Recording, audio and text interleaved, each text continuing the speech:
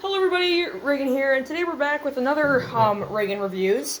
Today we're going to be reviewing something pretty different.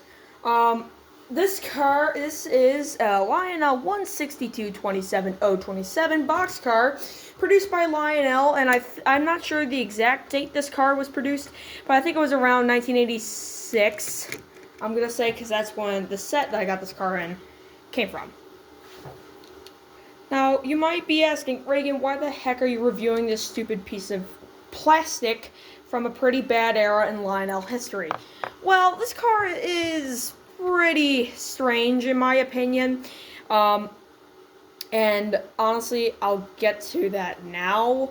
Well, not now, in a little bit, but after I review this car. So anyways, without further ado, let's actually get to reviewing this. Now, let's just move on to the front side. We have these nice molded-in handrails. The painted silver is from me. But we also have this landing here and this brake wheel. Honestly, I wish Lionel could have at least made, stamped it in. I know Lionel was, at the time, trying to make budget-friendly train sets, but, I mean, they could have done it like they did on their some of their post-war toolings, like just having a stamped-in piece with a wheel. Moving on to the side of the car, we have some very crisp detail, like printing. Like I say with all, because Lionel is really good with printing their decals on. Unfortunately, this car does not have any opening doors whatsoever. These are molded in, which I kind of find this is a bit of a downgrade. One thing I would like to mention, though, that is kind of good, is that this car actually has metal wheels. And also, metal couplers that you can actually open and close, instead of just those shoddy molded-in ones that are just made of plastic. Flipping the car around is very lackluster. There's no landing, which I only think boxcars have on one side of, the one end, and not the other, which I guess there's some detail there. But again, we just have this, average red plastic with, the molded railing, and this, graded detail, which is okay.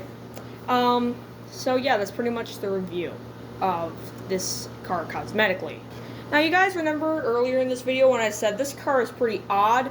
Well, here's what I'm talking about. See, the thing is why I call this car odd in a way is it's just so out of proportion, which is one of the biggest faults with this car in my opinion.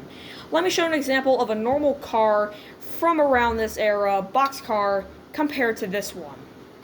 As you can see by looking at this Lionel MPC operating Missouri Pacific boxcar, compared to this car, it is very, very short. And if you look on the side, very, well, you can't really see it, but it's very, very squished in. And it's just very, very small compared to a normal car of the era. Which, this is what I mean. This car is not really super great. So honestly, my final thoughts on this car and pretty much in general, I'd give this car a 4 out of 10. The detail isn't really great, no opening doors. It's all just one molded piece of plastic, and well, the proportions are super off. However,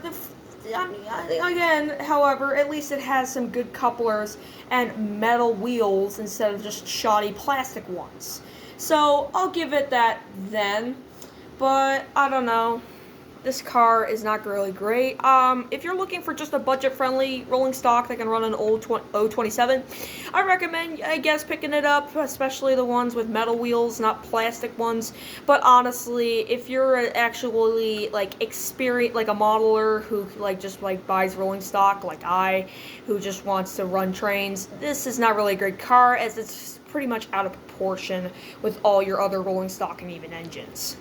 And so yeah, this is my review on the Lionel 162-27 boxcar from 1986. I hope you guys enjoyed this installment of the Ragan's Reviews video, and I guys bet you can tell that I have a new layout coming on.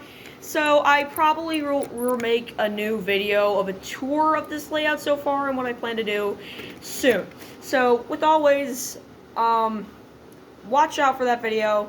And, stay tuned, and guys, like and subscribe, And I hope to see you guys in the next video. So hope you have a great day, and see you in the next one.